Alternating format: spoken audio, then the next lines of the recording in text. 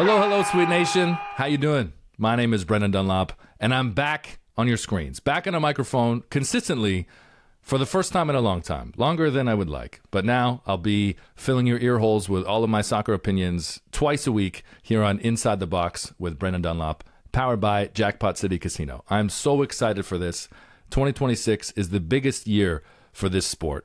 It's the biggest year for soccer on this continent, and I couldn't be happier now to have a regular place to talk soccer with you, to hear about what you're excited about, to banter, to get into it online, just like the old days, except with more on the line. Not because of the way the world is right now, but because of where soccer is right now.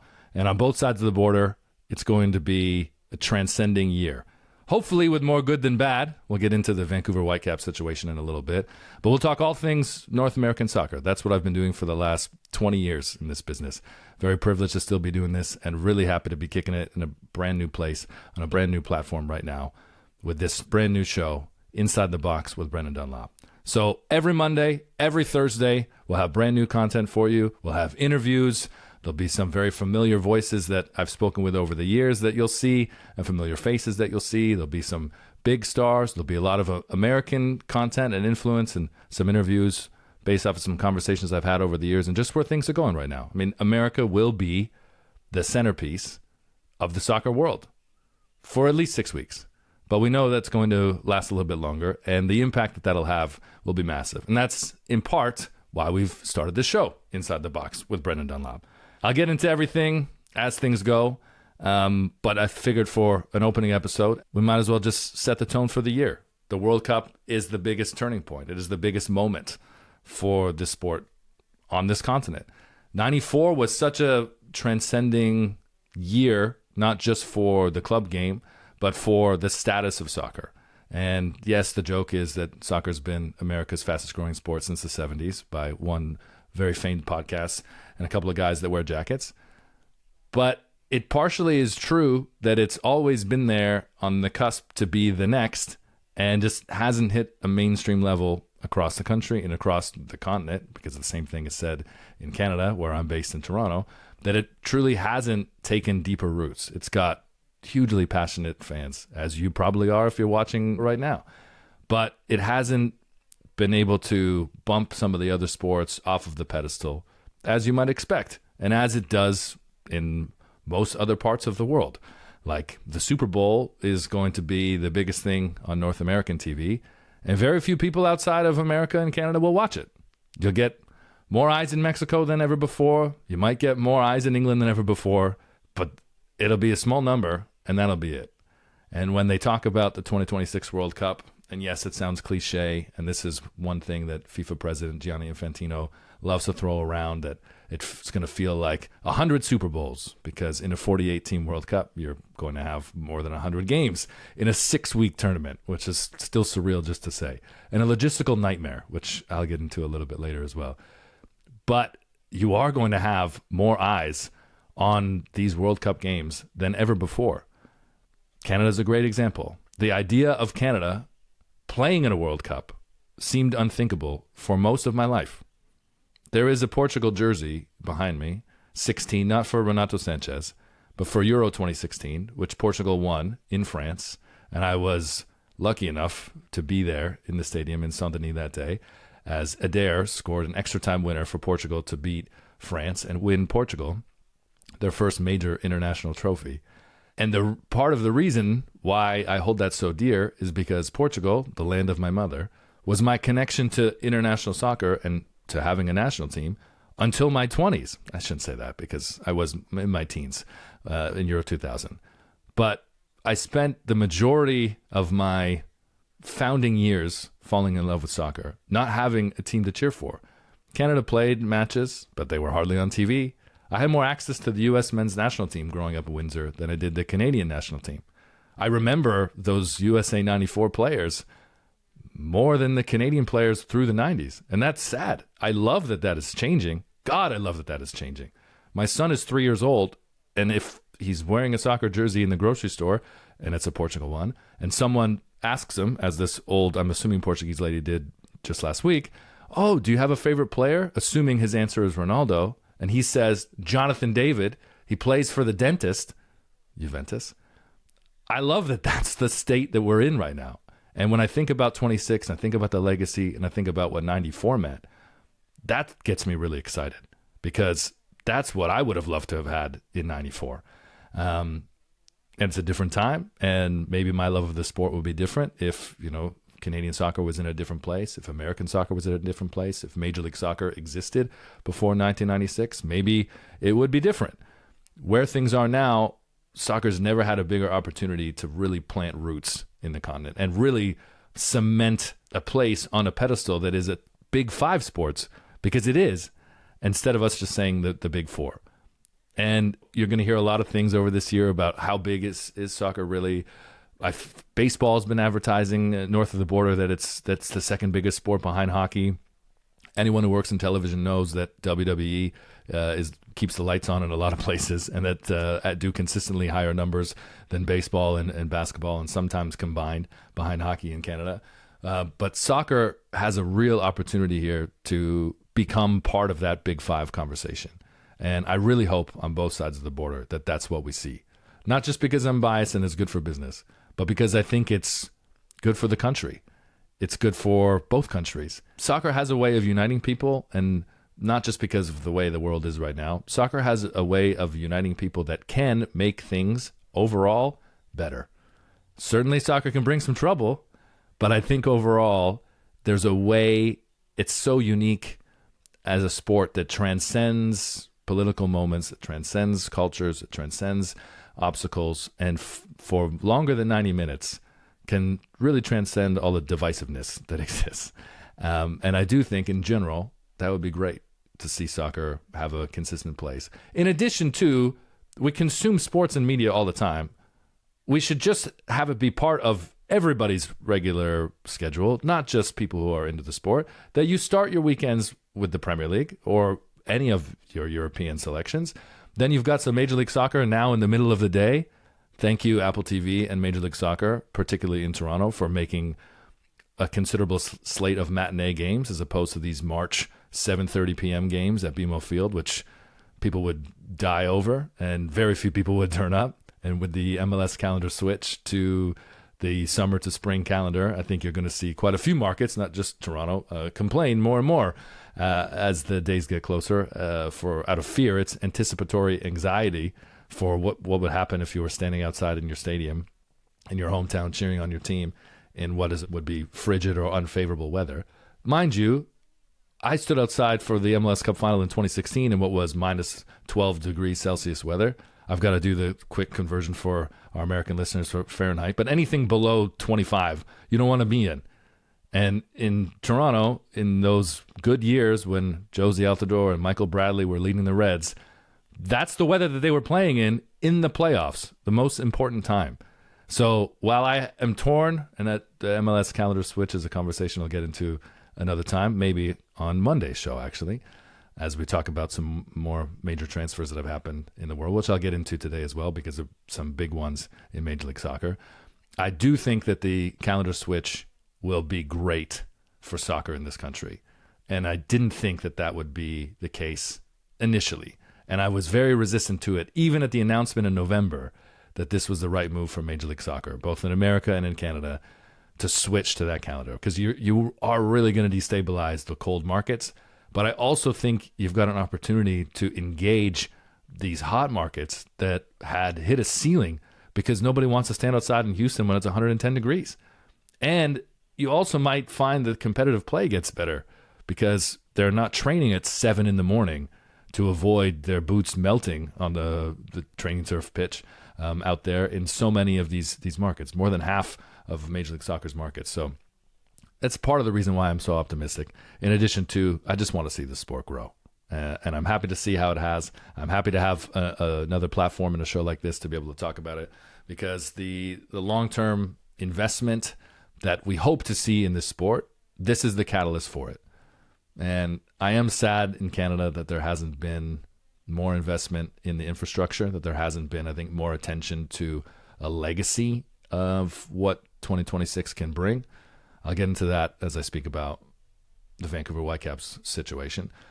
But 2026 will all be about the World Cup. And while there are 10 million things to be excited about, we've got brand new teams, there's 10 million things to be worried about. How are the logistics going to work with a 48-team tournament? Thank God they didn't go with groups of 3, which is what we were originally talking about for years. But now the group stage draw has put up some potentially easy groups. I think the United States have got themselves a favorable situation. Canada's group, depending on who comes out of that UEFA Path A playoff, could also be considered very favorable for a host nation.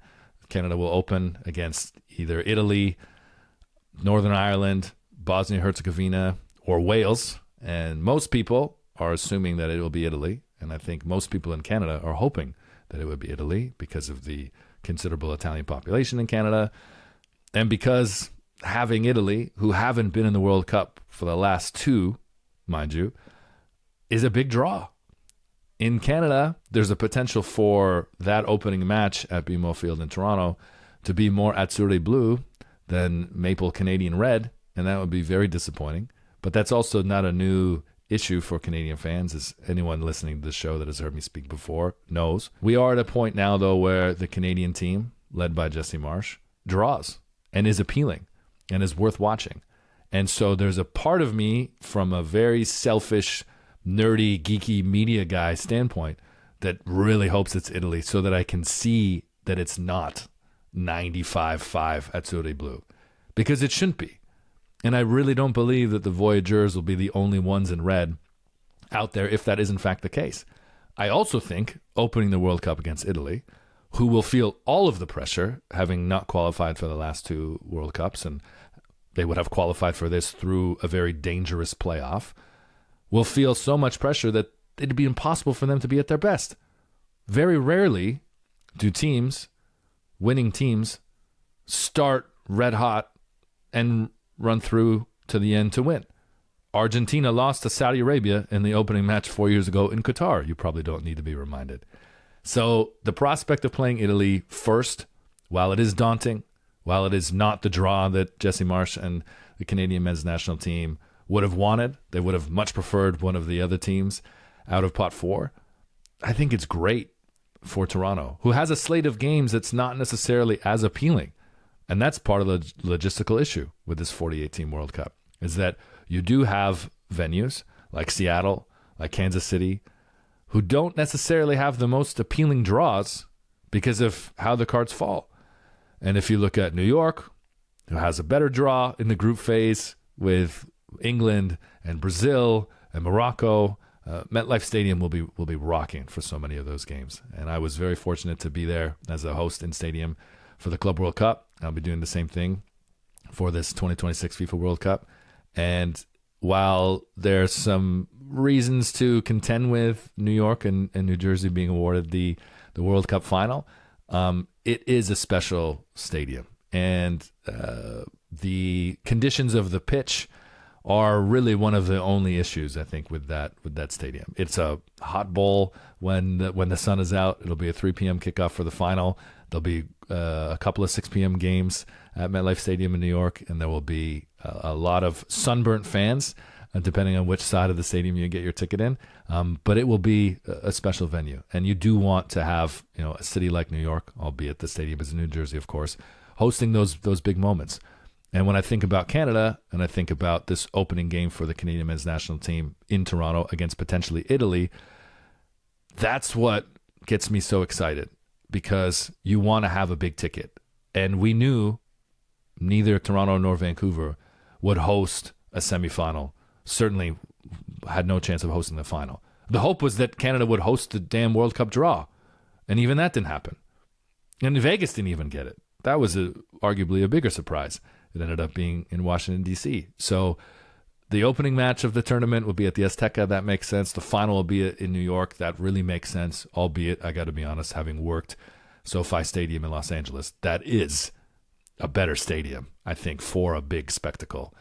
But it's not as big as MetLife, and it's not New York, which I think is in part. It also would have forced them to have a noon kickoff for a final, which is another thing to get into about how tinkering with the kickoff times really does affect the quality of play. I think in Major League Soccer, that's a great example of that. And part of the reason there's a lobbying behind more night games, it's not just Apple TV's idea of a fixed schedule, although, of course, they were leaning towards more of an NFL-style full-on slate of Saturday night, make it all about the MLS. But in part, when you have consistent kickoff times, you do have consistent play because these players need to be in a rhythm. And yes, the Premier League schedule dances, but there's a big difference between 3 p.m. and 8 p.m. Then like noon and 8 p.m. and then the West Coast games, which for your body, if you're an East Coast team, is 10 o'clock or 10:30. Or, God, I love LA. Before Apple, when LAFC would play in June and July, and it was a 8:30 p.m. local, which is 11:30 p.m. Eastern kickoff, and they wouldn't kick off until 8:47. God, I would love that. On a Friday night, like, give me more midnight games in Major League Soccer. But I do think that the quality of play suffers because of that. So, in a tangent of many things, I do think the World Cup will bring certainly more attention to the sport, and it will bring clarity in some other situations. And that might be part of it. I worked the World Cup in Qatar in 2022, and the open air-conditioned stadiums that everyone raved about were very successful. And one of the really unique things that I think nobody had anticipated about that World Cup, which will make this World Cup very different. And people will complain about the heat, and the heat will be bad in a lot of places. I was in Miami for Bayern Munich and Flamengo at the Club World Cup last June. I think it was the last weekend of June. Harry Kane bagged a couple of goals for Bayern. It was a great spectacle. And the Flamengo fans were fantastic. But it was not comfortable to be outside. And I had Juventus there as well, and there were Italians melting.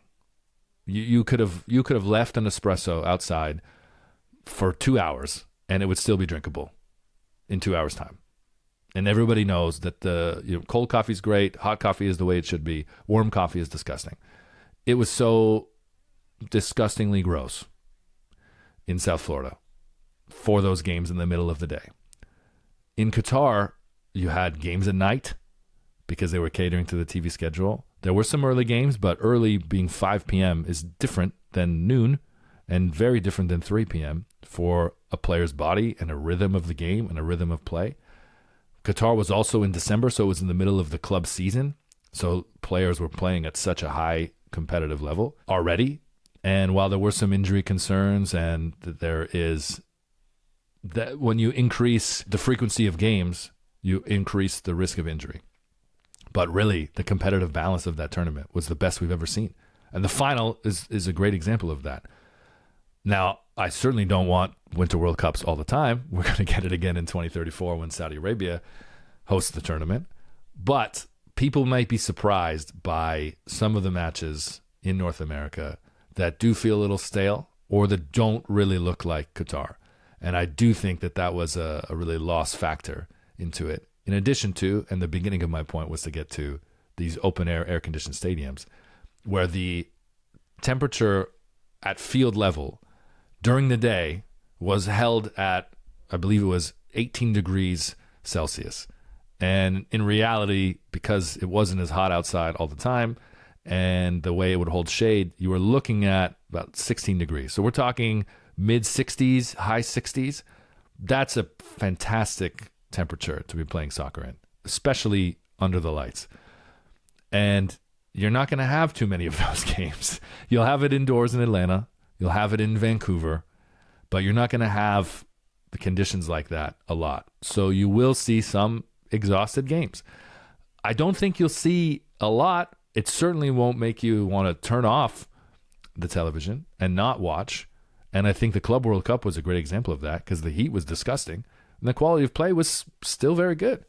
And PSG, who had been the best team in Europe, arguably the best team on the planet, when they got to the final after destroying Real Madrid, who looked a lot closer than anybody to contending and to be able to go toe-for-toe with PSG and could not, PSG fell flat on their face in front of President Donald Trump, losing to Chelsea. And it's funny because when Chelsea are the big underdogs, they always seem to win. Champions League 2012 against Manchester City in 2021. That Club World Cup final, Chelsea were absolutely the underdogs against PSG, and they were the better side.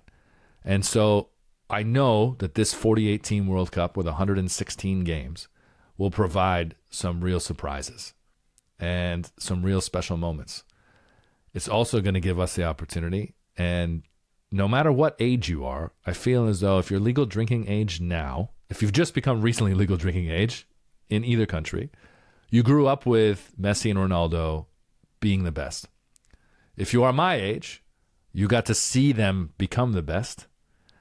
And while they are no longer playing for Europe's biggest clubs, they're no longer contending to win the Champions League, both Argentina and Portugal are favorites to win the 2026 World Cup.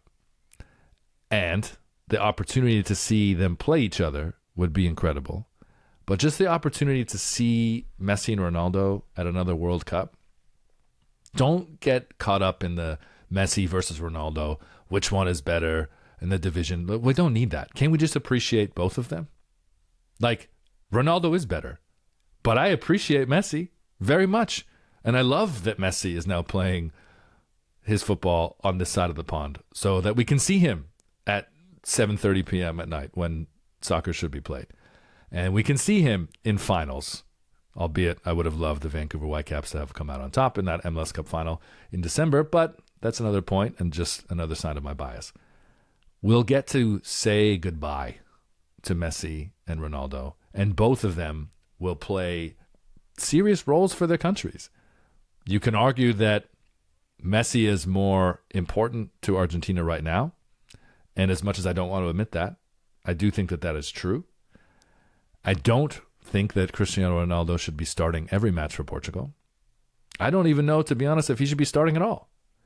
But I know he has to be a part of that team.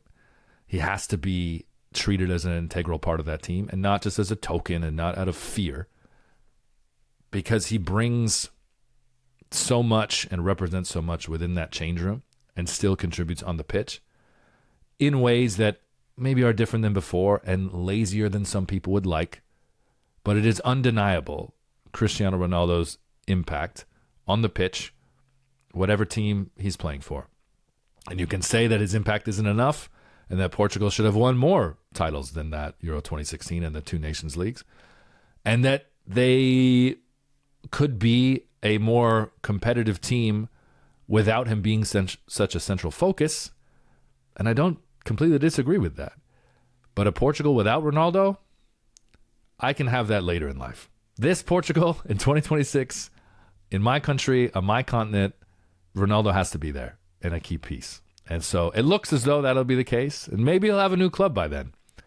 The transfer window came and went in Europe, and Cristiano Ronaldo did not move to Sporting Lisbon or to any of the other European teams that his people would like to tell you were interested in rescuing him from Al Nassr and his situation there in Saudi Arabia, where he has become increasingly dissatisfied with the operations of PIF and the way they run the club, and he feels that it's not been fair to the competitive balance of his team, who have yet to win a major trophy in Saudi Arabia since he arrived, which I also thought wouldn't have happened, considering the goal production that Cristiano Ronaldo has had at a goal a game since he's arrived, that Al Hilal and Al Ittihad, Al Ahly, the other teams that are also owned by PIF and have financial capabilities that no other teams on the planet truly have been more competitive and have won titles.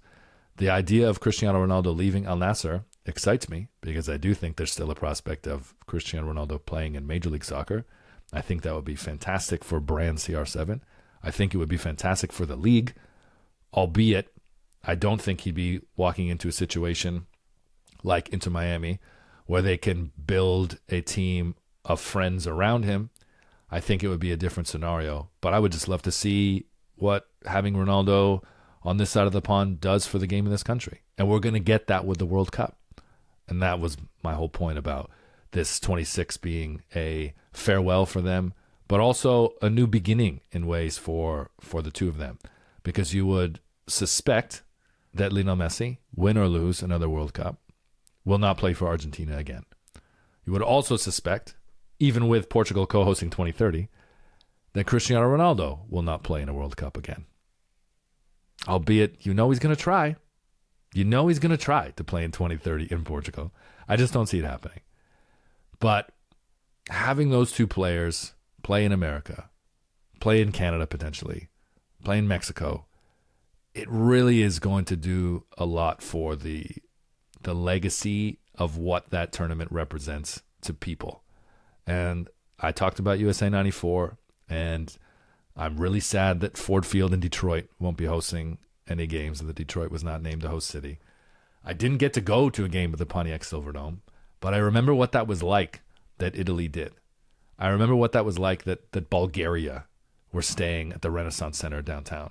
I remember the buzz as a child that was World Cup fever in America. And this is going to be on such a different scale. Then there was still the three major networks and a couple of major cable networks that were really the most accessible form of content. Now you're going to have official TikTok content from FIFA and by FIFA creators and contributors, with millions of creators, with dozens of shows, thousands of shows, just like this, more mouthpieces for you to listen to. And while it can be overwhelming that there's so much content to consume, damn it, this sport deserves it. And the spotlight and the timing is at its best moment. And while Ronaldo and Messi are not in their best moments and are not playing at their best for a multitude of reasons, but mainly age, they are such a big ticket and they are such a big draw. And the fact that we got to see them play at the same time, it's so special. Like, that can't be lost. You know, Pele, Maradona, Cruyff, George Best. Pele and Maradona are the ones that are always spoken about, you know, as the best of all time. We didn't get to see them play at the same time. It is so rare in any sport, not just soccer, that you get GOATs at the same time. And while people can say, like, there's no debate, there's only one GOAT, it's Messi, 8 Ballon d'Ors, he won a World Cup, yada, yada, yada. Ronaldo had been there every step of the way. And they're still performing. They're still delivering. And they still capture moments. And as cheesy it might sound, they capture our hearts. And so they'll get to do that in America. And they'll get to do that in Canada, hopefully, if the draw shakes out that way. The Toronto slate is interesting because 7 games and you open with Canada. But then after that, with Croatia twice, with Panama, Germany, and Ghana, or Germany and the Ivory Coast, pardon me, but Ghana will play Croatia in Toronto as well. Those are appealing games. I just don't know if those fixtures have the star power and the draw to cement what I'm talking about, to really pull the casual fan in and to make it not just feel like a overpriced event. So having Messi and having Ronaldo in this tournament, that hooks those people. Now, I'm not saying that those games that Argentina and Portugal are playing in will always be the best or worth the price. I believe that group stage game, Portugal, Colombia, and Miami, is the most coveted World Cup ticket in the group phase, which is incredible because it's going to be, you couldn't ask for a better venue, I think, albeit the weather might be very intolerable. But to get that level of competition in the group stage, and also in a game that could very much matter for the group winner, it's an exciting fixture. And Argentina will have a couple of those as well. And I do hope that the way that the wind blows and the calendar falls, that Portugal come north to play a knockout stage game, either in Toronto in that one, or a round of 32, or last 16 game in Vancouver, which will be hosting 7 games. But we'll see how that plays out. Vancouver's slate is interesting. I do think the opportunity to have had a bigger ticket, a bigger draw, or more consistent, like to have an England or to have had a France would have been great. But the slate of games that Vancouver have still make it an exciting destination and make it an exciting city. And one of the things that's really lost when it comes to Vancouver in general is how exciting it is as a city to travel to. There's 10 million things to do. It's one of the few places, and mind you, this isn't all year round, but come June, actually having spent less time in Vancouver than I thought now, I don't know if I have the correct answer to this question, but this is part of it. Inside the Box, the show, you can get at us on all of the socials, and correct me if I'm wrong here, that potentially up until June, I know you can do this in April, that you can ski and surf in the same day. in Vancouver. You got to drive a little bit. Whistler's not exactly particularly close. But that those runs are still going well into the late spring towards the start of the summer. And that some people will surf even in real winter in Vancouver. I am not one of those people. And if you've been seeing any of the surf waves in the Portuguese haven of Nazaré through these storms after this crazy winter that we've had, the 100-foot waves are now 120-foot waves. They're crashing over the cliffs and into the towns, which is horrendous. But the power of the ocean and those big waves in Portugal, you think would make everybody a surfer, of which I am not. But Vancouver being a special place where you can do both. I don't know how many people are looking to do that before or after New Zealand versus Egypt, but I am glad that Mo Salah, someone who I think is a draw and is very appealing, will be there in Vancouver to attract an audience that wouldn't ever have had the opportunity if Canada wasn't a host nation. And if Canada wasn't in a position to not only host this tournament, but really compete in this tournament. And the way it stacks for the Canadian men's national team and Jesse Marsh's squad, this works out really well.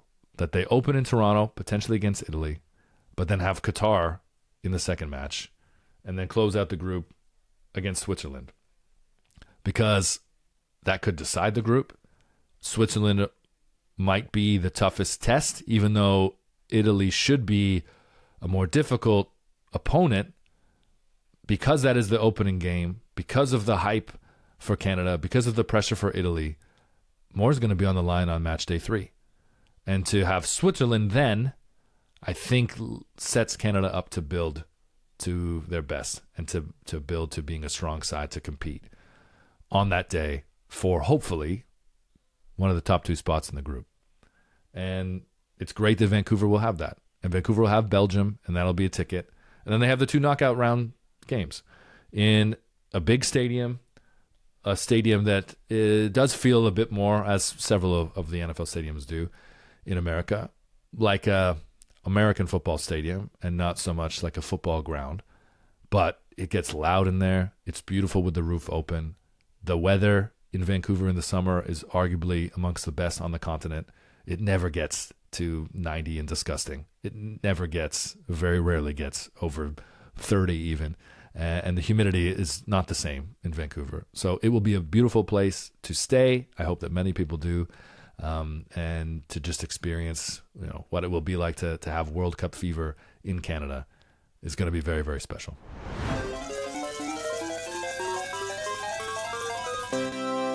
All right, before we get deeper into the chaos of the 2026 World Cup, Messi versus Ronaldo. This could be their last stand, right? Quick shout out to today's sponsor, jackpotcitycasino.ca. Now let's play a game. I'm spinning the slots right now, okay? Let's go, Panda. $6.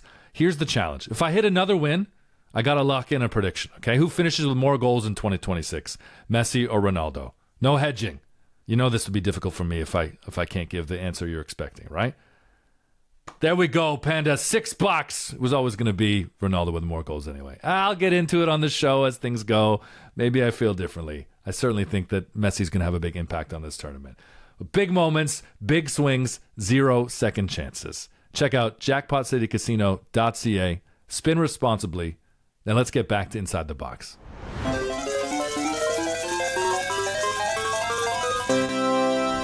The January transfer window has come and gone, and albeit less exciting maybe than some people were expecting. Look, this year's all about the World Cup, so it can't just be fireworks and madness all the time. There was still a lot of money spent. The big spenders you expected still threw money around, or at least attempted to. I don't think anyone's surprised that Manchester City have found a way to spend money and make their team better again. Antoine Semenyo seems like a great addition from Bournemouth, and a player that I don't think too many people would have expected to be making a January move or be a headliner. And, of course, not the only one that Manchester City and Pep Guardiola would acquire in the summer, as Mark Gahey made his way from Crystal Palace, which is a big gain for them and a big support for Ruben Diaz, I think. The Manchester City back line have arguably been their weak spot at times because of the inconsistency, because of the injuries, because of the rotation. And it's not that they've been bad, but it's part of the reason why Arsenal have been top of the table in the Premier League for the majority of the season, and why most people think Manchester City are the only team capable of challenging Arsenal for the title, and that Aston Villa aren't really in the title chase. As biased as I can be as an Aston Villa supporter, for those of you that have listened to me before already know, I agree that Aston Villa aren't actually in the title chase. But if they are within 12 points of Arsenal, up to the middle of March, there's still an opportunity, because we know how Arsenal have performed in the past and have failed to close it out. And to my point about starting the World Cup strong, no, you want to build to your best. Arsenal continue to start strong and don't seem to have the endurance to make it through to the end of the season. I do feel that this will be different, but Manchester City are a much stronger team with those two additions. I think that Marquez is a great addition on that back line. Semenyo's already scoring goals and will be able to support Erling Haaland, who seems to truly be at his best and extra motivated with a World Cup as well. Having Norway in your group would have been a disaster for Canada. They were very happy to avoid.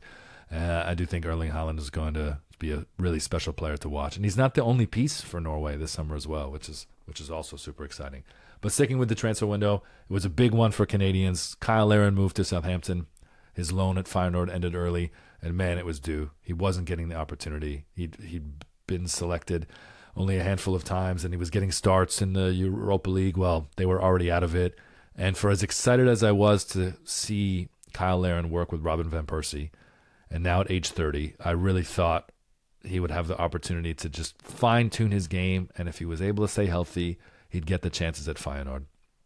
But part of the problem with going to a team, albeit in a league below La Liga, in a league that is not considered in the top 5, Feyenoord are a team that expect to be winning the title and that are chasing PSV and have been the entire time.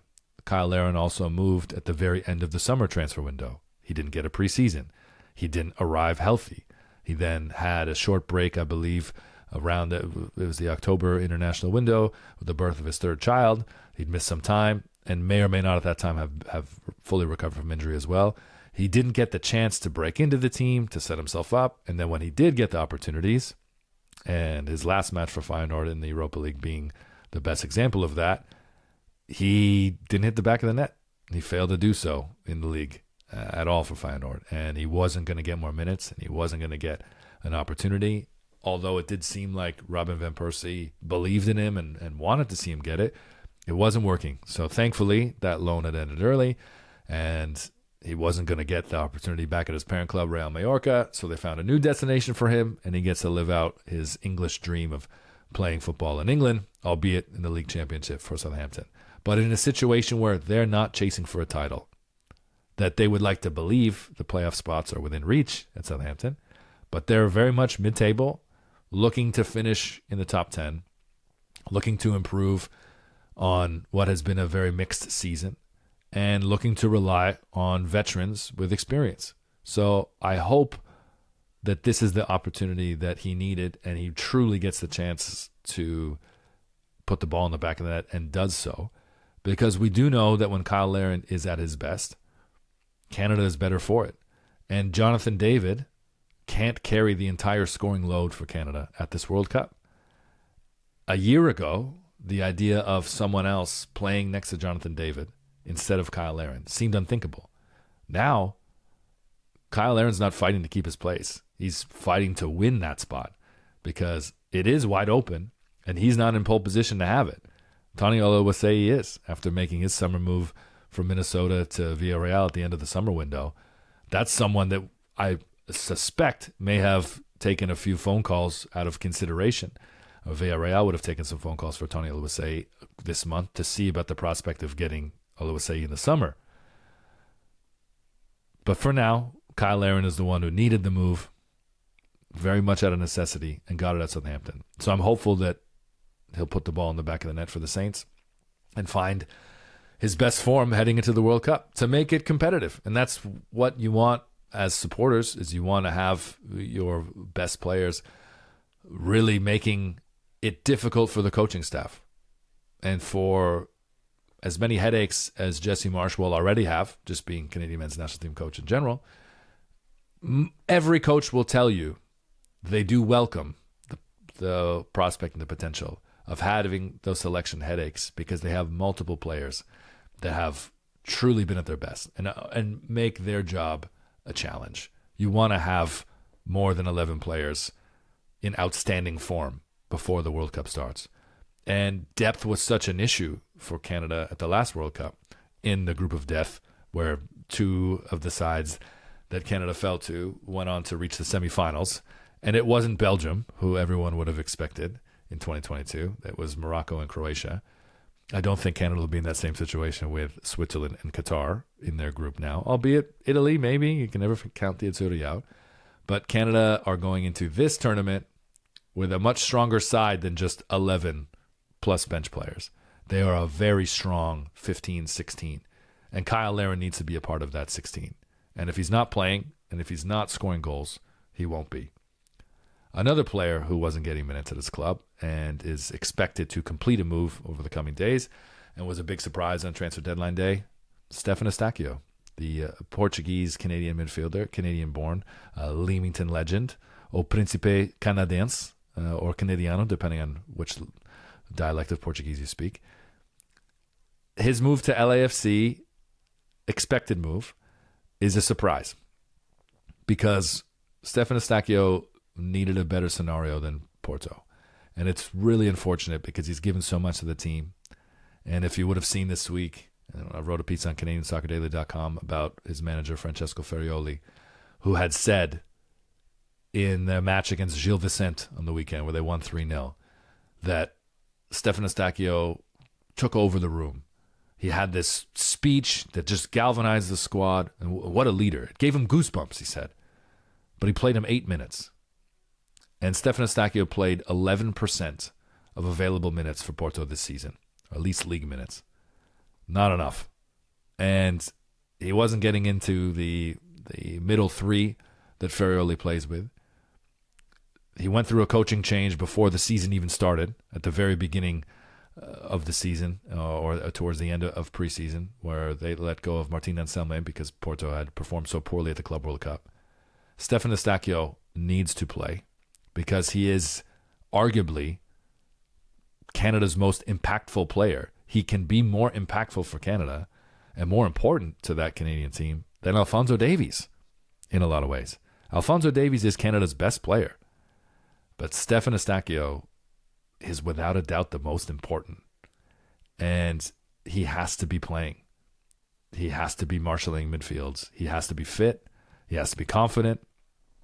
And while Major League Soccer for him at this moment at 29 feels like a step down, and that's not to say that MLS is a step down from every European league, and toe-to-toe, he's going to face, I would say, better opposition, even in the MLS Western Conference, than in Portugal every week.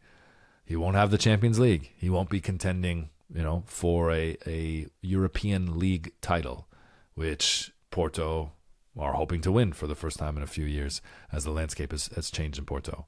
At LAFC, he's going to play and train every day with Son Heung-min. He's going to play and train against Denny Bouanga.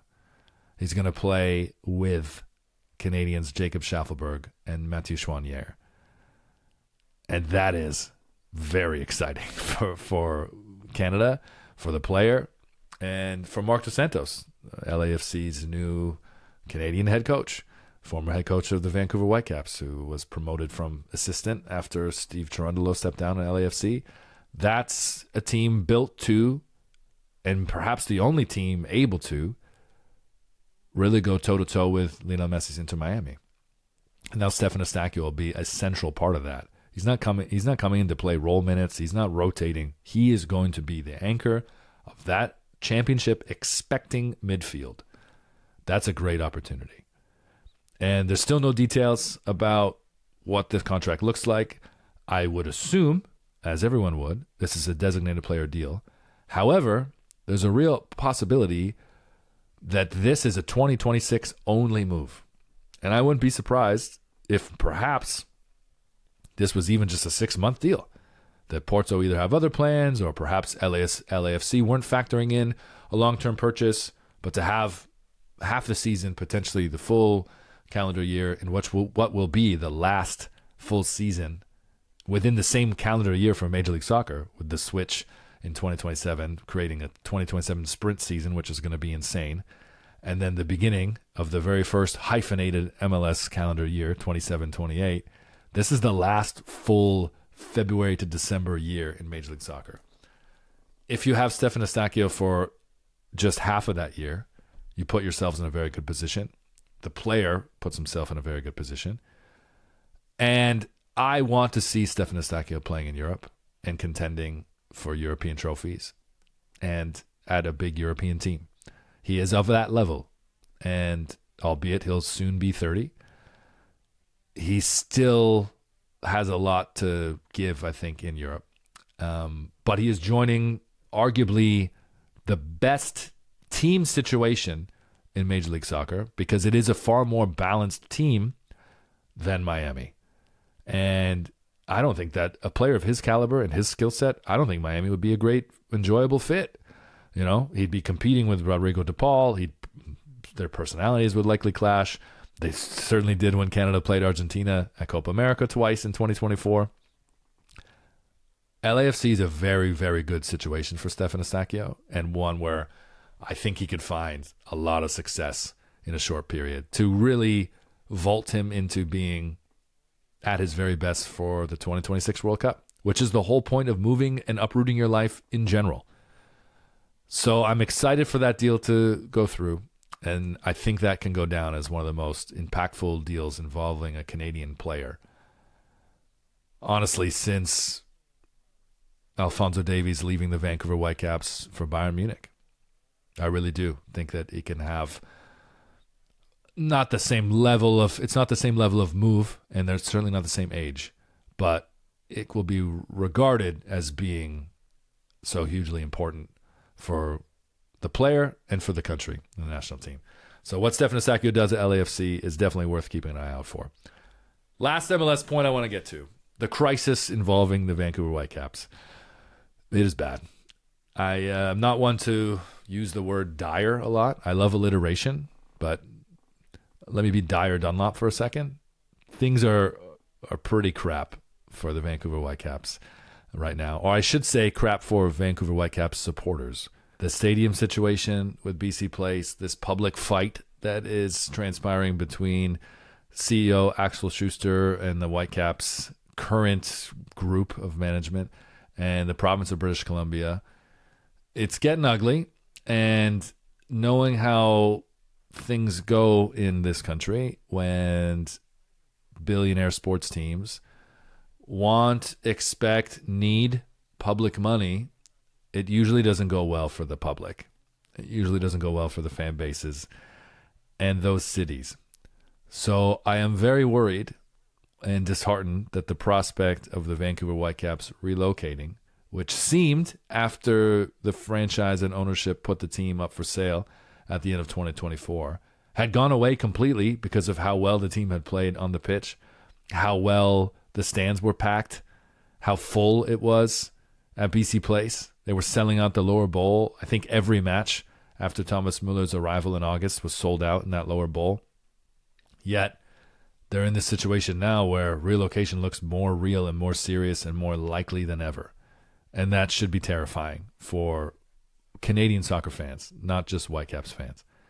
The province, who the club and the city of Vancouver had been begging to make concessions and get involved in the dealing with Pavco, which is the company that runs BC Place and runs operations with the Vancouver Whitecaps, or for Vancouver Whitecaps games, I should say, had been negotiating, hardballing, not budging, in the words of the Vancouver Whitecaps, to put them in a situation where there were sustainable profits. And what the Whitecaps keep stressing and arguing is we're top 7 in attendance in Major League Soccer, and we're at the bottom in revenue. That's not sustainable. This franchise has been on the market, been for sale, for over a year, 13, 14 months. Axel Schuster said last week that they've had 30 or 40 interested parties that have called them, that have met with them, that have gone through the whole presentation about purchasing the club.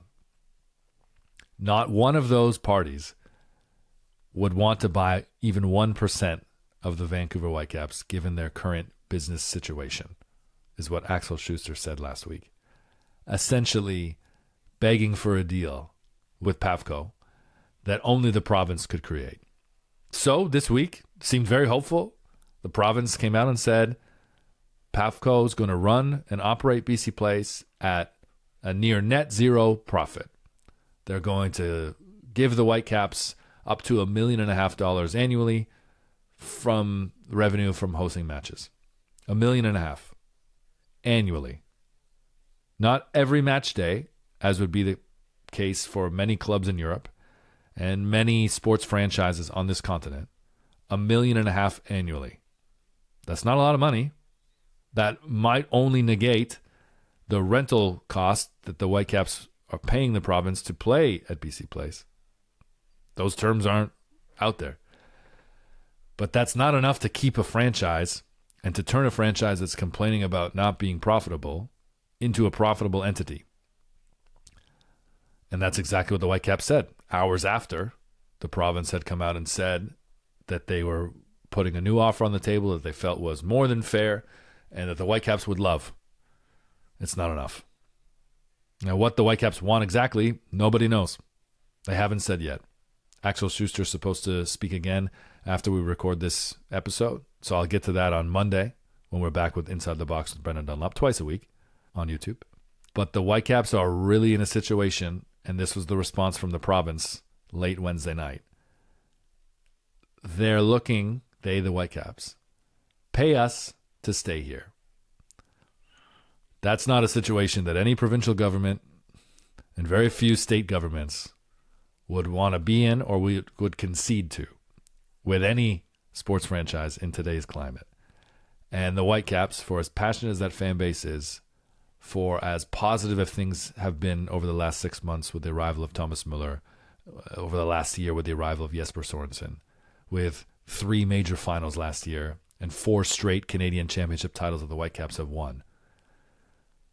The prospect of Vancouver moving to Arizona, to Las Vegas, to potentially Detroit or Sacramento, those being 2 markets that have considered and have spoken vocally about wanting to get in on expansion conversation. And sitting on 30 teams, you got to think that Major League Soccer would match the NFL or the NHL at 32 teams at some point. They wouldn't be against that. It's unlikely that someone else would pay another $500 million expansion fee, which is what San Diego FC paid to become the 30th team. The Whitecaps would cost less. The Whitecaps would not sell for $500 million US. And I think Axel Schuster and the current ownership group not only felt that before putting the team on the market, but they know that from all of their conversations now. However, 500 million Canadian would likely satisfy those billionaire owners who are looking to cash out as they age and set up legacies in the future for their families, rather than stay involved in a situation that is unlikely to ever turn a profit in Vancouver. And that sucks, because this is a team that not only is exciting and not only brings so much, I think, to that community and balance to the Canadian soccer ecosystem and landscape, it's a team that has even more to offer in this current iteration. And former NBA Commissioner David Stern said up to his death that one of his biggest professional regrets was letting the Grizzlies move to Memphis in 2000. They moved too early. And it would be very regrettable on all accounts if the Whitecaps leave Vancouver. And that's the situation that they're in right now. They're going to play 2026, you would assume, at BC Place. But that stadium, which is going to host 7 World Cup games this summer, is very likely going to lose their franchise. That is dire. And it sucks that we're in that situation in Canada again. And I hope it changes. And as this situation continues to evolve, I'll have plenty more opinions on it. And the great thing about the show, Inside the Box, which you can follow on all social media platforms, Inside the Box Show on everything. Watch us on YouTube Mondays and Thursdays. Inside the Box, powered by Jackpot City Casino, where you'll get all of my takes, all my opinions, all the news, all the things that matter, and I'll engage with you. And I look forward to that. So I'm very happy to be back on camera, back on the mic, back in your ear holes, and we'll do it twice a week. Thanks for kicking it with me.